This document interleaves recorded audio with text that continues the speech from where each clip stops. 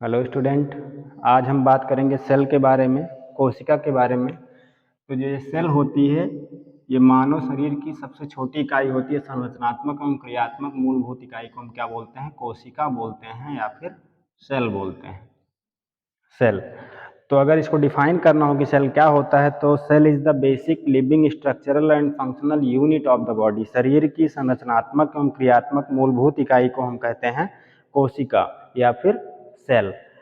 जैसे मानव शरीर जो मिलकर बना होता है, छोटी छोटी कोशिकाएं आपस में मिलती हैं, बहुत सारी कोशिकाएं मिलती हैं तब टिश्यू बनता है, बहुत सारे टिश्यू मिलते हैं तब आपका कोई ऑर्गन बनता है, और बहुत सारे ऑर्गन मिलते हैं तब कोई सिस्टम बनता है आपकी बॉडी का, जैसे कि डाइजेस्टिव सिस्टम हो जाता है, रेस्पिरेटरी सिस्टम हो जाता है, और बहुत सारे जब सिस्टम मिलते हैं तब आपकी ह्यूमन बॉडी बनती है। तो कुल मिला के अगर आपकी ह्यूमन बॉडी का फॉर्मेशन हुआ है तो उसमें बहुत सारी सेल्स इन्वॉल्व हुई हैं, अरबों खरबों सेल्स मिलती हैं तब आपकी ह्यूमन बॉडी बनती है। तो सेल होती क्या है? शरीर की संरचनात्मक एवं क्रियात्मक मूलभूत इकाई को हम कहते हैं कोशिका या फिर cell. Cell is the basic living structural and functional unit of the body. बहुत सारी जब सेल्स मिलती हैं तब टिश्यू बनते हैं, ऊतक बनते हैं। और अगर हम सेल की स्टडी करते हैं, अगर ऐसा विज्ञान की वह शाखा जिसके अंतर्गत हम सेल की स्टडी करते हैं, कोशिका की स्टडी करते हैं, उसको हम बोलते हैं साइटोलॉजी, स्टडी ऑफ सेल्स। अगर सेल की स्टडी कर रहे हैं तो साइटोलॉजी, अगर टिश्यू की स्टडी कर रहे हैं या ऊतक की स्टडी कर रहे हैं तो उसको हम बोलते हैं histology. Study of cells is called cytology, study of tissues are called histology, study of bones are called osteology, study of muscles called myology, study of joint called orthology, study of neurons, brains या फिर आपका पूरा nervous system are called neurology. तो अभी हम cell के बारे में देखते हैं कि सेल क्या होती है, उसका स्ट्रक्चर क्या होता है, कार्य क्या होता है। हमने बताया कि सेल जो होती है शरीर की संरचनात्मक क्रियात्मक मूलभूत इकाई होती है, सबसे छोटी इकाई होती है।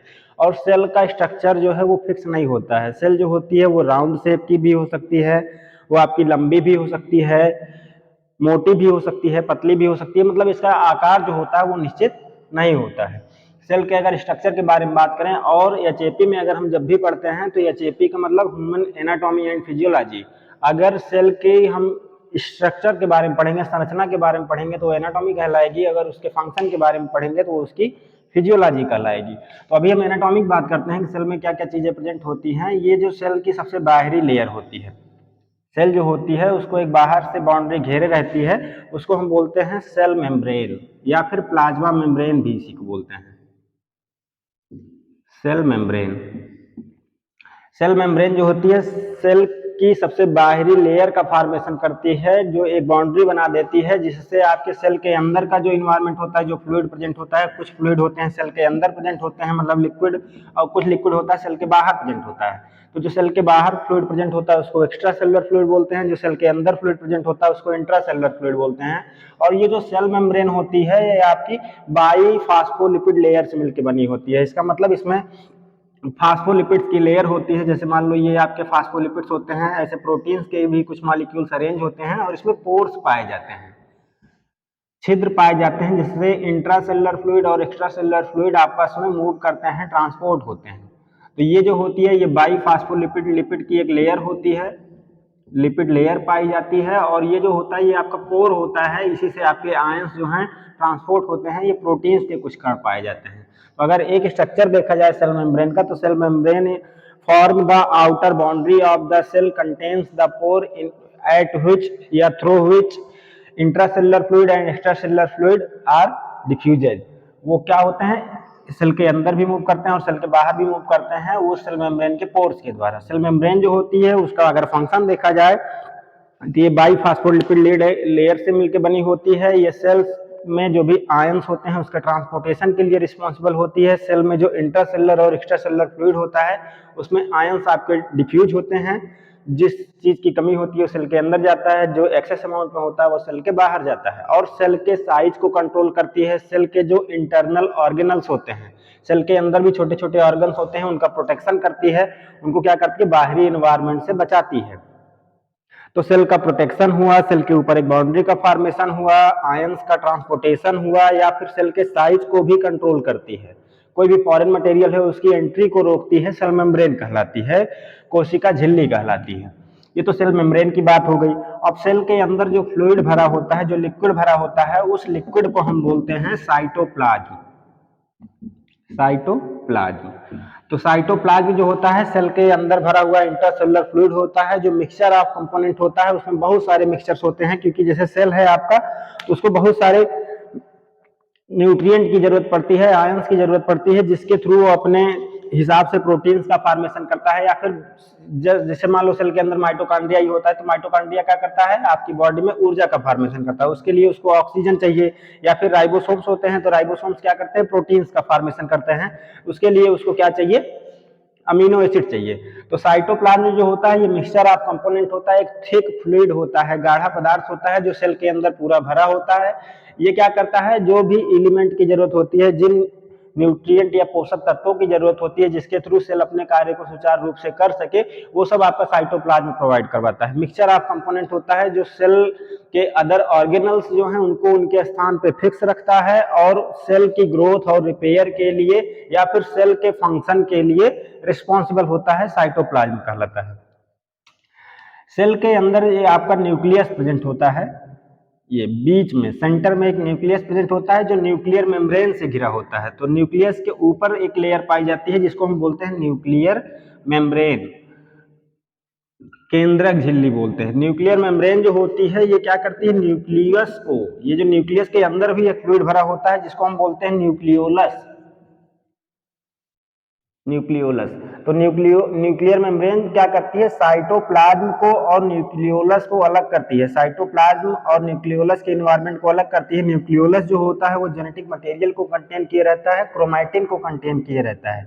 ये जो आपको दिख रहे हैं ये क्रोमैटिन्स होते हैं। आपकी ह्यूमन बॉडी में 23 पेयर्स ऑफ क्रोमैटिन पाए जाते हैं, जो आपकी डीएनए और क्रोमैटिन से मिलके बना होता है। प्रोटीन और आपका क्रोमैटिन प्रोटीन और डीएनए से मिलकर बना होता है। यह क्रोमैटिन जो क्या करता है, जेनेटिक मटेरियल को कंटेन किया रहता है, जो एक पीढ़ी से दूसरी पीढ़ी में ट्रांसफर होते हैं, क्रोमैटिन कहलाता है। 23 पेयर्स में होता है, और टोटल आपके लगभग देखा जाए तो 46 क्रोमोसोम्स पाए जाते हैं।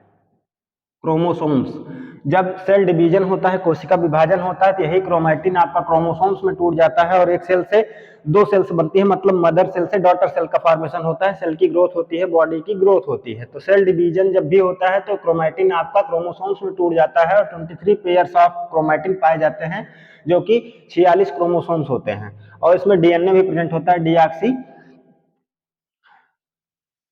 और ये आपका जो न्यूक्लियोलस देख रहे हैं, इसके अंदर एक फ्लूइड भी भरा होता है, जो आपके जेनेटिक मटेरियल है उसको कोई भी चीज की अगर जरूरत पड़ती है, या मान लो आपका डीएनए का मतलब मल्टीप्लिकेशन होता है, रेप्लिकेशन जब भी होता है, तो डीएनए क्या है आपका आरएनए में जब टूटता है तो ये उसमें हेल्प करते हैं। और सेल के अंदर आपका एक चीज प्रेजेंट होती है जिसको हम बोलते हैं इंडोप्लाज्मिक रेटिकुलम।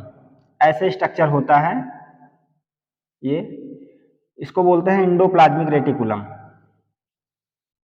सेल के अंदर दो टाइप के इंडोप्लाज्मिक रेटिकुलम पाए जाते हैं। एक इंडोप्लाज्मिक रेटिकुलम जिसके सरफेस पे राइबोसोम्स पाए जाते हैं। सेल का ऐसा इंडोप्लाज्मिक रेटिकुलम जिसके सरफेस पे राइबोसोम्स पाए जाते हैं, उसको हम बोलते हैं रफ इंडोप्लाज्मिक रेटिकुलम। इसको हम बोलते हैं rough endoplasmic reticulum. Rough endoplasmic reticulum जो होता है ये राइबोसोम को कंटेन किए रहता है, चाहे रफ इंडोप्लाज्मिक रेटिकुलम बोलो, या फिर इसी को हम बोलते हैं ग्रैनुलर इंडोप्लाज्मिक रेटिकुलम, या फिर रफ इंडोप्लाज्मिक रेटिकुलम। इसके सरफेस पे राइबोसोम पाए जाते हैं। ये बिंदी जैसा स्ट्रक्चर दिख रहा है, ये सब इस पे राइबोसोम होते हैं, जो इसके सरफेस पे अरेंज होते हैं।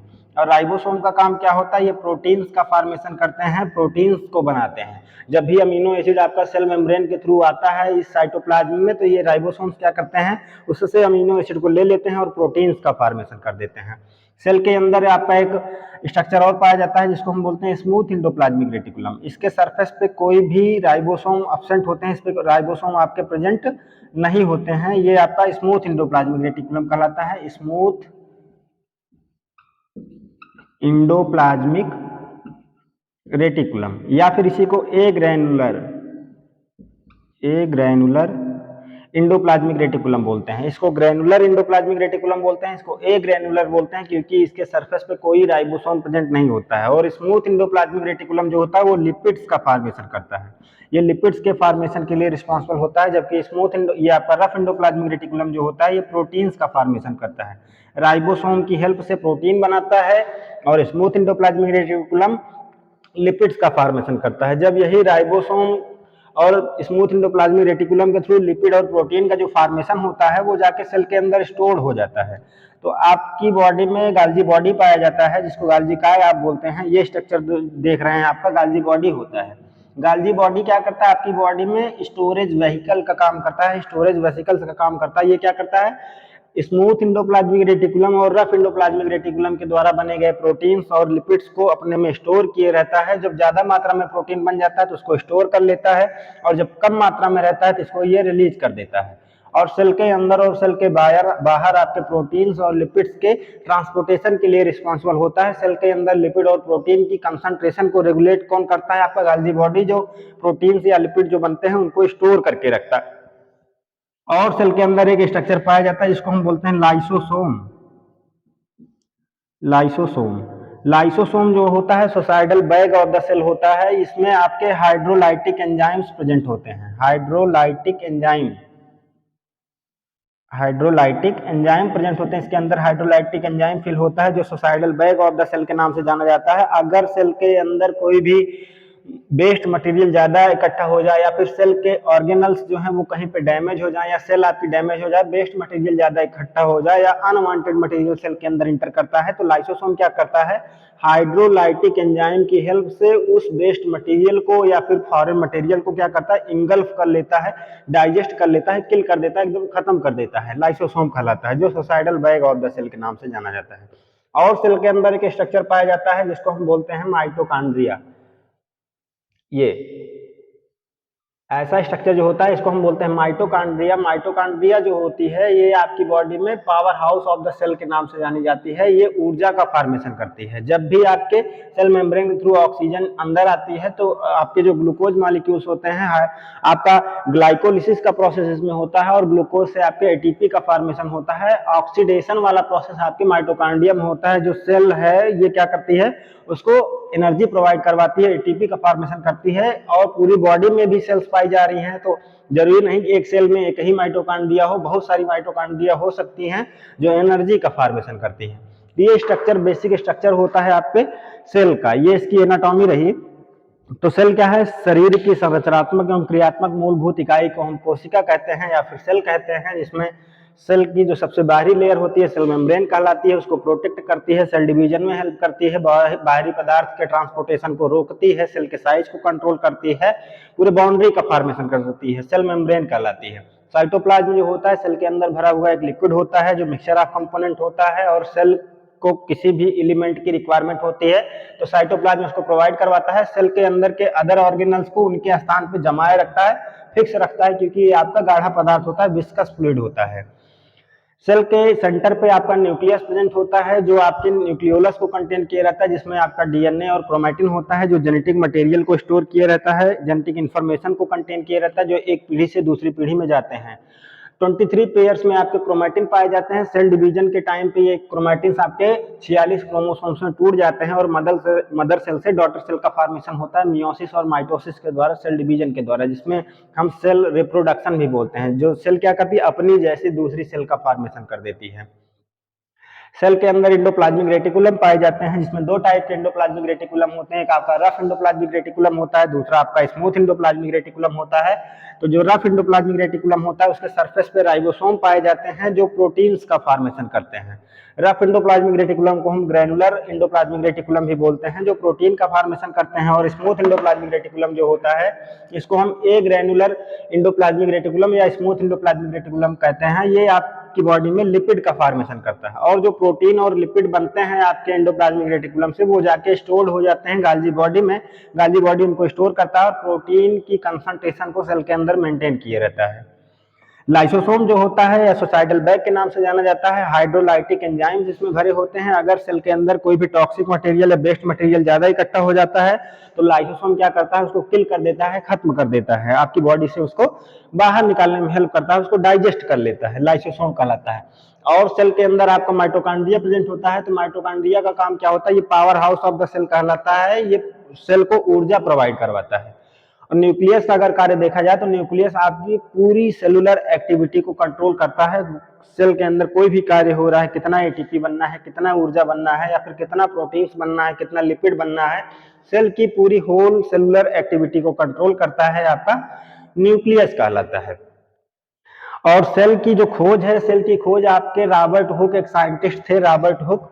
रॉबर्ट हुक ने 1665 में 1665 ईस्वी में इन्होंने इसकी खोज की थी। रॉबर्ट हुक ने एक सेल की खोज की थी, रॉबर्ट हुक ने 1665 में। आपका न्यूक्लियस जो होता है, रॉबर्ट ब्राउन एक साइंटिस्ट थे, रॉबर्ट ब्राउन।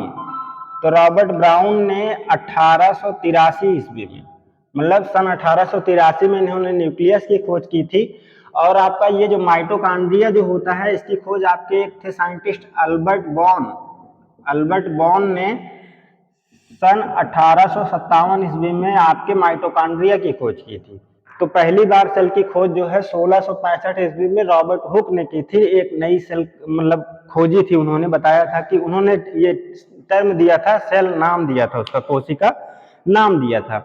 ये तो रहा सेल, उससे रिलेटेड जो भी आपके ऑर्गेनल्स होते हैं उनका कार्य के बारे में। अब हम देख लेते हैं सेल के पूरे कार्य के बारे में कि सेल का फंक्शन क्या होता है, सेल का आपकी बॉडी में कार्य क्या है। तो सेल जो होती है शरीर की सबसे छोटी इकाई होती है, smallest unit of the body, जो क्या करती है, टिश्यू का फॉर्मेशन करती है। पहला इसे कॉमन फंक्शन देखा जाए तो टिश्यू का फॉर्मेशन करती है, टिश्यू बनाती है। टिश्यू जब मिलते हैं तब ऑर्गन्स बनते हैं, ऑर्गन्स मिलते हैं तब सिस्टम बनता है, सिस्टम मिलते हैं तब आपकी ह्यूमन बॉडी बनती है।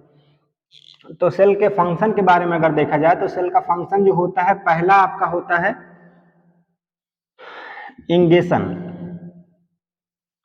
इंगेशन का मतलब होता है किसी भी चीज को इंगेस्ट करना। तो सेल क्या करती है, इंगेस्ट करती है। जैसे अमीनो एसिड्स होते हैं तो अमीनो एसिड्स को एक्स्ट्रा सेलुलर फ्लूइड से इंगेस्ट कर लेती है, फिर आपका वो अमीनो एसिड्स जाके राइबोसोम पे पहुंचते हैं और राइबोसोम उससे प्रोटीन का फॉर्मेशन करता है। तो सेल का काम क्या होता है, इंगेशन, किसी भी चीज को अंदर लेना। सेल क्या करती है, बाहरी मटेरियल को एक्स्ट्रा सेलुलर फ्लूइड से उसको इंगेस्ट करती है, पहला फंक्शन हो गया। दूसरा फंक्शन हो जाता है growth and repair. Growth and repair. Growth, जब आपके इंगेस्टेड मटेरियल जो भी होता है, अमीनो एसिड जो होता है, उससे क्या करती है, वो प्रोटीन का फॉर्मेशन कर देती है। और प्रोटीन जो होता है आपकी सेल की ग्रोथ के लिए रिस्पॉन्सिबल होता है। सेल डिवीजन, जब सेल डिवीजन होता है आपका, जब सेल आपकी मैक्सिमम एक ऑप्टिमम साइज की हो जाती है तो वो डिवाइड होने लगती है, एक सेल से दो सेल बनती है और ग्रोथ होती है उस सेल की। जो छोटी सेल्स होती है वो बड़ी सेल में कन्वर्ट होती है जब आपके इंगेस्टेड मटेरियल से नई चीजें बनती हैं, जैसे कि प्रोटीन बनता है तो सेल की ग्रोथ भी होती है। और जो होता है रिपेयर का काम, मतलब कि अगर सेल आपकी डैमेज हो जाती है या उसमें कोई भी प्रॉब्लम आ जाती है, इंजरी आ जाती है, तो सेल अपने आप को क्या करती है, रिपेयर कर लेती है। ऑटोकॉइट्स रिलीज होते हैं बहुत सारे, जो क्या करते हैं, हीलिंग सबस्टेंस होते हैं, उस इंजर्ड एरिया को क्या करते हैं, रिपेयर कर लेते हैं। और तीसरा फंक्शन होता है कि सेल के अंदर मेटाबॉलिज्म वाला प्रोसेस होता है। मेटाबॉलिज्म का मतलब होता है कोई भी पदार्थ हो या न्यूट्रिएंट हो, उसका ब्रेकडाउन होना और उससे एनर्जी का फॉर्मेशन होना, उस एनर्जी का फिर आपकी बॉडी में यूज होना, कार्य करने के लिए उसका उपयोग करना, आपका मेटाबॉलिज्म कहलाता है। मेटाबॉलिज्म में दो चीजें आती हैं, एक आपका आता है एनाबॉलिज्म और दूसरा आपका होता है कैटाबॉलिज्म। तो कैटाबॉलिज्म जो होता है, इसमें कोई भी लार्जर पार्टिकल से छोटे पार्टिकल में कन्वर्ट होता है। कोई भी चीज जब टूटती है तो उसको कैटाबॉलिज्म बोलते हैं, जब छोटे छोटे पार्टिकल आपस में मिलते हैं तो उसको हम एनाबॉलिज्म बोलते हैं। जैसे आपके अमीनो एसिड बहुत सारे मिलते हैं तब प्रोटीन बन जाती है, कॉम्प्लेक्स पार्टिकल बनता है, वो आपका एनाबॉलिज्म है। कैटाबॉलिज्म में जो भी हम फूड पार्टिकल्स लेते हैं तो जो न्यूट्रिएंट होता है, जैसे कि आपका ग्लूकोज ही मान लो, तो ग्लाइकोलिसिस वाले प्रोसेस में क्या होता है, ग्लूकोज आपका टूटता है एटीपी में, या फिर आपका जो ग्लाइकोजन होता है तो ग्लाइकोजन आपका टूट जाता है ग्लूकोज में। ये सब जो प्रोसेस होता है ये आपका कैटाबॉलिज्म कहलाता है, जिससे ग्लूकोज मॉलिक्यूल टूट के आपका एनर्जी का फॉर्मेशन करता है, एटीपी का फॉर्मेशन कर देता है, तो ये आपका कैटाबोलिज्म हो जाता है। सेल के अंदर चौथा फंक्शन देखा जाए तो सेल जो है रेस्पायरेशन भी करती है, श्वसन भी करती है। जब भी ब्लड में आपका, क्योंकि रेस्पायरेशन जो होता है वो दो टाइप का हमने बताया था पिछले वीडियो में। रेस्पायरेशन एक होता है इंटरनल रेस्पायरेशन, एक होता है एक्सटर्नल रेस्पायरेशन। एक्सटर्नल रेस्पायरेशन में गैसेस का एक्सचेंज इन्वायरमेंट और लंग्स के बीच में होता था, ब्लड के बीच में होता था। ऐसा रेस्पायरेशन जिसमें गैसेस का एक्सचेंज ब्लड और इन्वायरमेंट के बीच में होता है, एक्सटर्नल रेस्पायरेशन है।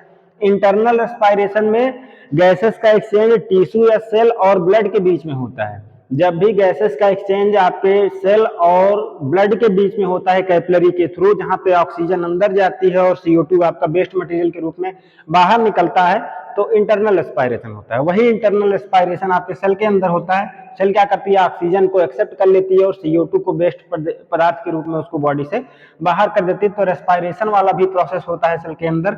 और पांचवा फंक्शन अगर देखा जाए तो सेल क्या करती है, रिप्रोडक्शन भी करती है। रिप्रोडक्शन में सेल अपनी जैसी दूसरी सेल का फॉर्मेशन करती है। जब सेल अपने ऑप्टिमम साइज पे पहुंच जाती है तो मियोसिस या माइटोसिस के द्वारा सेल डिवाइड होती है। एक सेल से दो सेल बनती हैं, दो से चार, चार से छह, ऐसे सेल डिवाइड होती है और बॉडी की ग्रोथ होती है। तो सेल डिवीजन वाला प्रोसेस जो कहलाता है आपका रिप्रोडक्शन में हेल्प करता है। और आपका छठा फंक्शन जो होता है वो होता है एक्सक्रीशन। एक्सक्रीशन का मतलब किसी भी चीज को बॉडी से बाहर निकालना, एक्सक्रीट आउट करना, अपने अंदर से किसी भी चीज को बाहर निकालना, वो एक्सक्रीशन कहलाता है।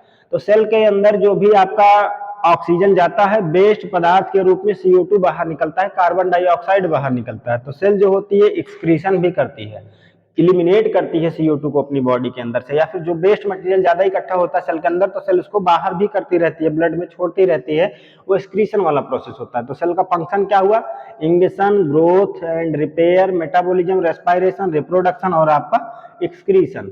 सेल के अंदर इतना कार्य होता है। सेल जो होती है अपने आप में एक छोटी सी इंडस्ट्री होती है जो चीजों को बनाती भी है, चीजों को एक्सपोर्ट भी करती है, इंपोर्ट भी करती है और टिश्यू के फॉर्मेशन में हेल्प करती है।